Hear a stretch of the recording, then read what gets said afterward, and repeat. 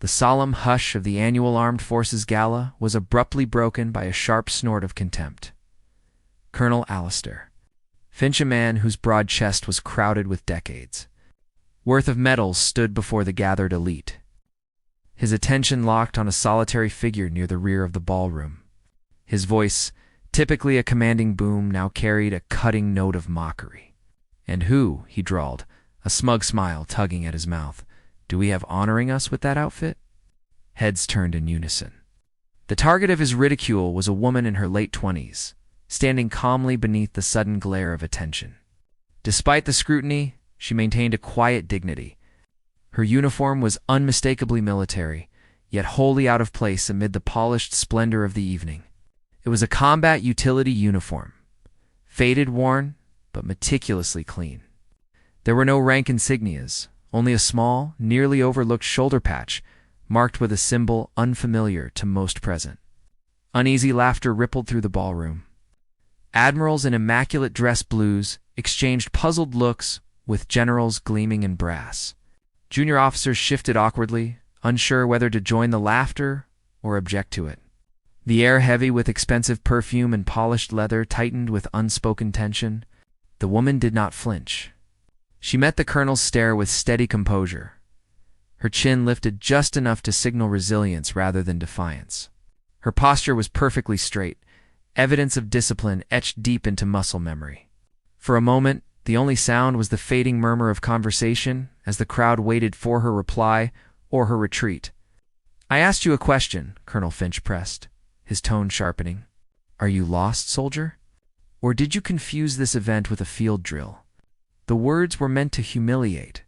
They lingered in the air, heavy and unavoidable, carving an uncomfortable void into the celebration. Before continuing, don't forget to subscribe to Military and Veteran Stories so you never miss these true accounts of courage. And tell us in the comments where you're watching from today. Her name was Corporal Ara Vance. To most in the room, she was simply the woman in the strange uniform. At 29, Ara carried a quiet strength that often went unnoticed. Overshadowed by louder, more self-assured peers, in a military culture still uneasy with women in combat roles. She wasn't conventionally beautiful. Her features were sharp and practical, her hair pulled back into a severe, no-nonsense bun. But her eyes held a depth that hinted at stories few could imagine, a resilience forged in places most had never seen. Ara hadn't served on parade grounds or in strategic briefing rooms. Her experience came from harsh, dust-choked environments where every decision balanced on survival. The uniform that had drawn the colonel's scorn was proof of that, service-patched, worn but maintained with reverence.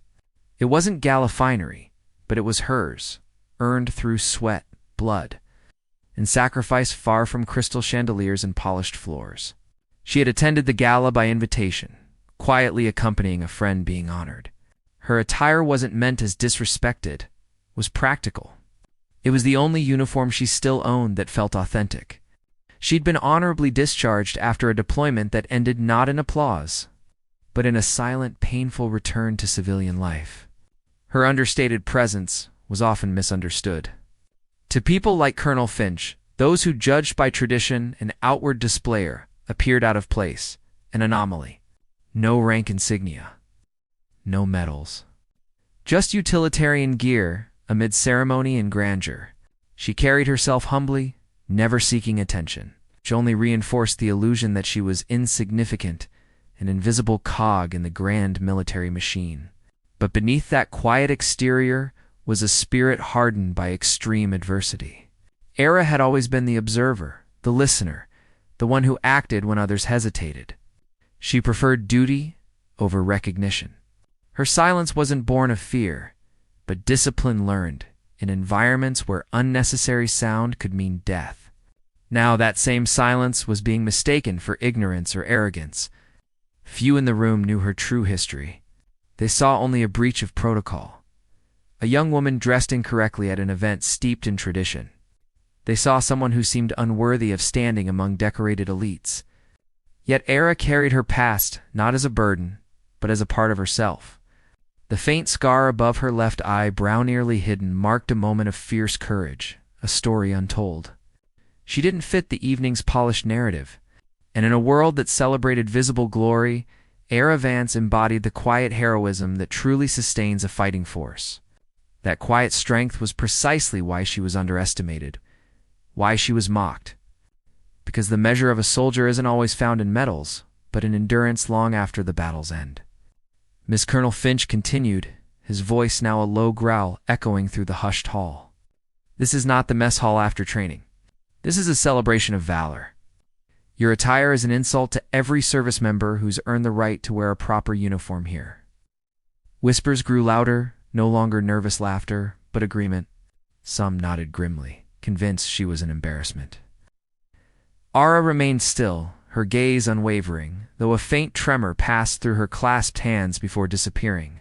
Perhaps a nearby general interjected with forced politeness. You're a guest who misunderstood the dress code. Ara's silence only fueled Finch's irritation.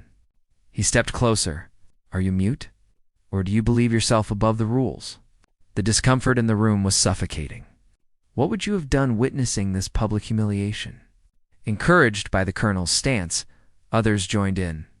A woman in a glittering gown muttered loudly about some people not understanding formality. A young lieutenant snickered before being elbowed into silence. A warrant officer pointed sharply at Era's shoulder patch. And what exactly is that? Some kind of cosplay? Is it even regulation? The unfamiliar symbol a hawk, clutching a lightning bolt, only deepened suspicion. Seeing momentum swing his way, Finch pressed harder. Explain why you're here in that getup before we escort you out. At last, Era spoke. Sir, she said quietly, her voice calm but unmistakably clear. I'm here by invitation. And this uniform is the uniform of my service. Your service? Finch scoffed. 30 years I've served, and I've never seen a uniform so unimpressive. No medals, no rank. What are you implying? Some kind of secret operative? Whispers turned speculative, even cruel. She must be confused. Maybe she thinks she's still deployed. Ara didn't waver. Her restraint spoke louder than any protest. As judgment filled the room, a few observant eyes began noticing details that didn't fit the narrative. Her uniform wasn't just clean, it was sharply pressed. Disciplined. Intentional. A faint tattoo peeked from her wrist. A stylized trident entwined with a lightning bolt ancient. Deliberate, meaningful. Naval officers exchanged hushed glances. Then there was the scar beneath her ear-thin, jagged, unmistakably combaturned. And her stance balanced, grounded, ready spoke of years under heavy load, perpetual alertness. From a shadowed corner, an elderly Air Force general narrowed his eyes. He had seen that posture before, far from ballrooms. He made a mental note. Finally, there was the small, dull metal pin on her lapel no ribbon, no shine. Just a worn coin etched with a single word in an unfamiliar, almost Norse script beside a faded symbol few could identify. And suddenly, the room wasn't quite so sure anymore. It was never meant for display or acclaim. The small object seemed deeply personal, something carried close to the heart, a keepsake holding a story only its owner truly understood. As Colonel Finch continued his verbal assault, blind to the subtle signs unfolding around him, the young lieutenant, who had snickered earlier, leaned toward his date, his earlier mockery replaced by genuine curiosity. Look at that patch on her shoulder again, he whispered.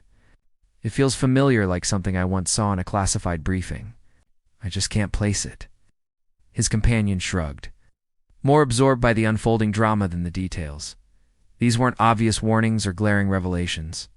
They were quiet signals, visual murmurs woven into the elegance of the Galan, only by those fluent in the unspoken. Language of military service and the scars it leaves behind.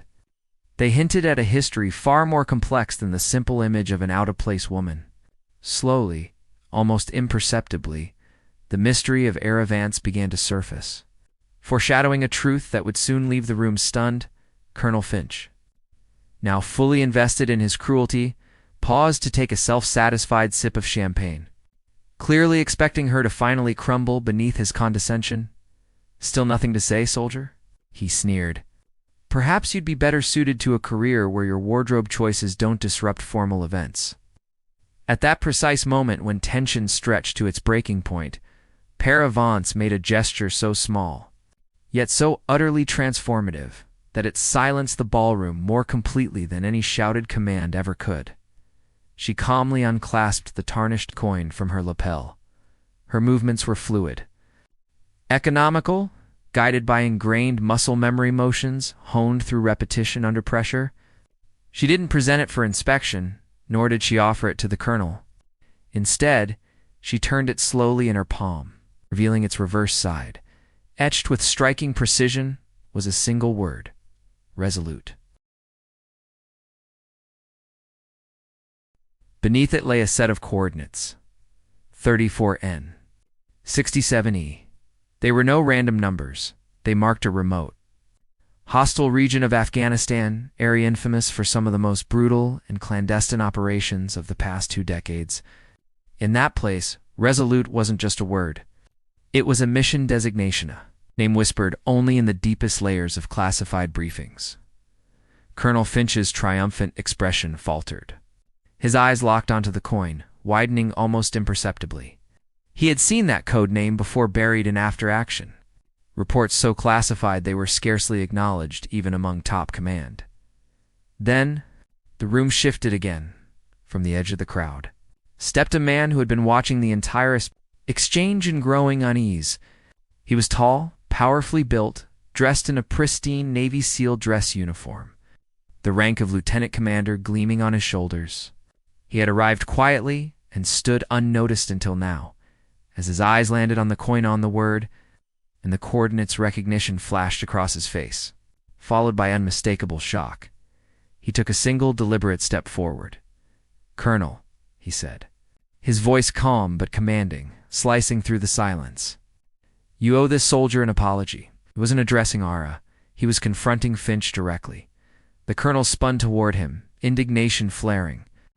"Lieutenant Commander," he snapped, grasping for authority. "Do you forget who you're addressing? On what grounds do you interfere?" The lieutenant commander ignored him entirely. His gaze was fixed on Ara, not with ridicule, but with profound respect. Then he did something that irrevocably changed the room. He marched forward with absolute certainty, stopped directly in front of Ara Vance, and raised his hand in a slow, flawless salute. It was not merely protocol, it was reverence. The salute lingered, held with an intensity that spoke of shared sacrifice and unspoken history. It was a silent declaration that this woman in a faded utility uniform deserved not mockery, but the highest respect. The ballroom fell into absolute silence. Then, turning deliberately, the lieutenant commander faced Colonel Finch and the assembled dignitaries, the uniform worn by Corporal Vance. His voice steady, but edged with controlled fury. "May not conform to this gala standards, but it represents the highest honor." He gestured to her shoulder. "That insignia, the hawk and lightning bolt, is the mark of Joint Special Operations Task Force 17. Call sign, Resolute." A ripple of stunned murmurs swept the room. JSOTF-17, a unit spoken of only in whispers. A Black Ops force operating in the shadows, tasked with missions so dangerous and classified that even their existence was rarely acknowledged. The lieutenant commander continued, his voice now quieter, heavier with reverence. "The coordinates on that coin: 34 north, 67 east mark, objective Griffin. A mission deep in Helmand province where an Allied aircrew was held captive behind enemy lines. The operation was deemed nearly suicidal." Faces shifted from confusion to dawning horror. They infiltrated a fortified compound, neutralized hostile forces, and extracted every single survivor. He paused. Corporal Ara Vance was not merely part of that mission.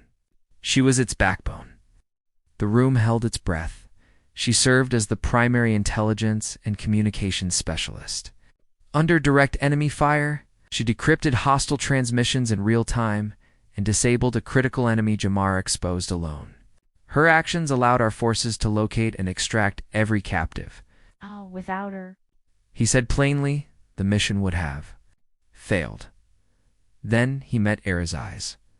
With one transmission from Behind enemy lines, she turned certain catastrophe into unprecedented success. Shock rippled through the ballroom. The scars, the tattoo, the posture. Everything suddenly made sense. These were not signs of an imposter. They were the unmistakable marks of a warrior. The lieutenant commander reached into his own pocket and withdrew an identical coin. I was a pilot on that extraction, he said quietly, and I owe my life and my crews to Corporal Vance. The silence that followed was profound then. Slowly, something extraordinary happened. Colonel Finch, stripped of arrogance, raised his hand in salute. Then another officer stood.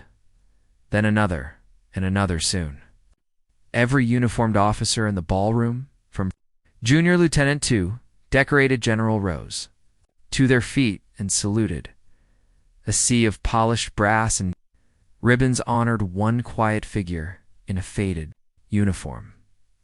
Civilians followed, some with tears in their eyes. Applause began softly, then surged into a thunderous ovation that shook the chandeliers. Era stood still, overwhelmed yet composed, her eyes briefly shimmering before she steadied herself. She had never sought this moment. She was simply a soldier who had done her duty. When Lieutenant Commander Miller approached and extended his hand, she met his gaze with a small, humble smile. "Just doing my duty, sir," she said, no boast. No demand for recognition, only truth. Colonel Finch approached last, shame heavy in his eyes. "I was wrong," he whispered. "Terribly wrong," Ara nodded. Once quiet forgiveness offered without fanfare. That night, Ara Vance taught everyone present that true courage isn't loud. It doesn't glitter. It stands quietly, endures silently, and serves without expectation. And when finally recognized, it doesn't demand applause. It simply remains unyielding, dignified, and unforgettable.